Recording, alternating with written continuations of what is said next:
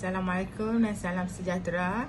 Bertemu lagi kita dalam channel Cikgu Menoni. Seperti biasa, hari ini Cikgu akan mengajar subjek Bahasa Melayu tahun 4 Sekolah Kebangsaan Semakan KSSR 2017. Tema 4 Kebudayaan, Kesenian dan Estetika. Unit 11 Indah Seni Sepanjang Zaman. Tajuk Halwa Betik. Standard pembelajaran 5.2.1. Fokus kita pada hari ini adalah tata bahasa. Standard kandungan 5.2, memahami dan menggunakan bentuk kata mengikut konteks. Standard pembelajaran 5.2.1, memahami, mengenal pasti dan menggunakan kata terbitan mengikut konteks dalam kurungan Roman 1, kata berimbuhan awalan. Objektif kita pada hari ini ialah pada akhir pengajaran dan pembelajaran, murid dapat menggunakan kata imbuhan awalan dengan betul. Kriteria kejayaan, murid berjaya menggunakan kata imbuhan awalan dengan betul dan tepat. Okey, murid-murid, hari ini kita akan menggunakan buku teks muka surat 76 dan 77, tajuk Halwa Betik. Diharap murid-murid bersedia dengan buku teks masing-masing. Kita akan mulakan sebentar saja lagi. Sebelum itu, cikgu akan terangkan kata berimbuhan awalan ialah kata yang menerima imbuhan pada bahagian hadapan kata dasar seperti pe, ber, mi, ke dan di. Okey, murid-murid telah bersedia dengan buku teks masing-masing. Okey, dalam muka surat 76, okey, bahan untuk membuat halwa betik. Okey, ada ditulis dalam muka surat 76 iaitu bahan untuk membuat halwa betik. Okey, kita tengok ya. Sebiji buah betik muda, 3 sendok gula mengikut tahap kemanisan, 1 sudu kapur sirih.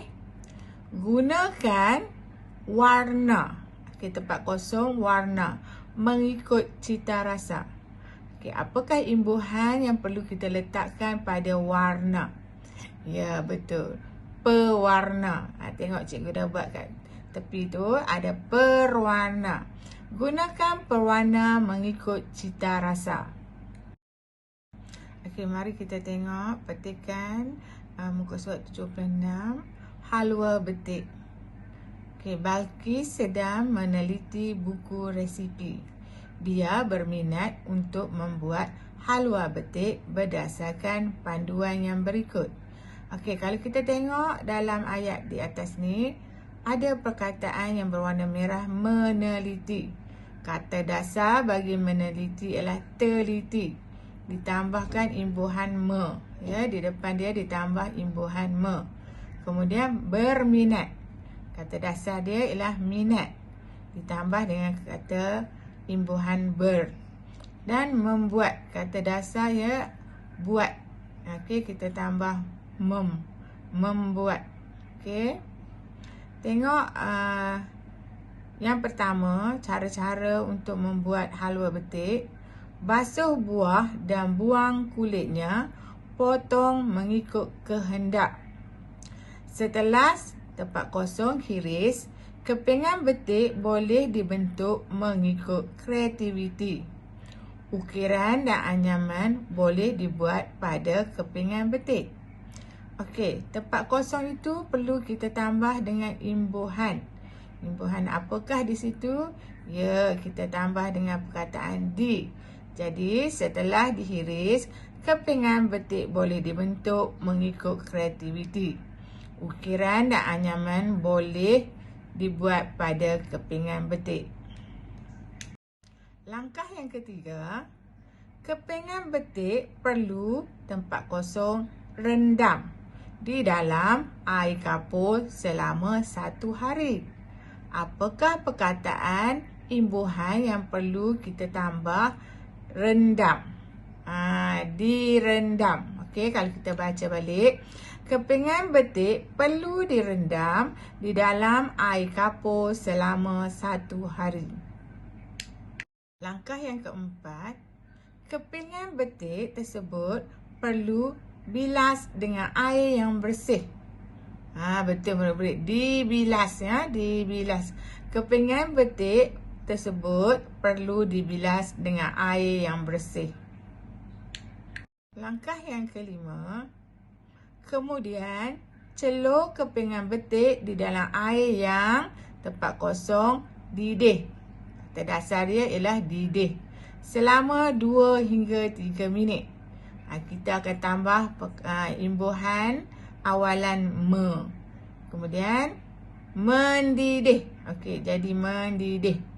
Kemudian celur kepingan betik di dalam air yang mendidih selama 2 hingga 3 minit. Langkah yang keenam, pastikan kepingan betik benar-benar kering setelah tempat kosong tus. Okey, kita tambah perkataan di hadapan dia, ditus. Pastikan kepingan betik benar-benar kering setelah ditus. Langkah yang ketujuh, setelah sejuk, kepingan betik perlu direndam di dalam air gula. Lakukan proses di atas sehingga gula menyalupi kepingan betik. Proses ini boleh dilakukan tempat kosong ulang kali. Okey, kata dasar dia ialah ulang. Apakah imbuhan yang kita hendak tambah di hadapan? Ya, betul, berulang. Okey, setelah sejuk, kepingan betik perlu direndam di dalam air gula. Lakukan proses di atas sehingga gula menyaluti kepingan betik. Proses ini boleh dilakukan berulang kali. Kita tambah perkataan berulang kali. Okey, semoga murid-murid telah faham bagaimana caranya untuk kita menggunakan awalan imbuhan awalan bagi kata dasar dengan menggunakan ayat yang betul.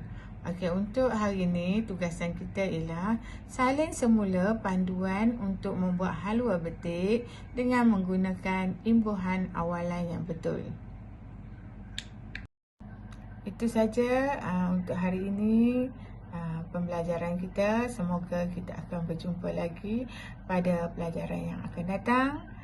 Semoga kamu semua berada dalam keadaan sihat, selamat belajar, dan sebagai tanda sokongan, berilah satu butang like, share and subscribe. Terima kasih semua. Assalamualaikum. Bye.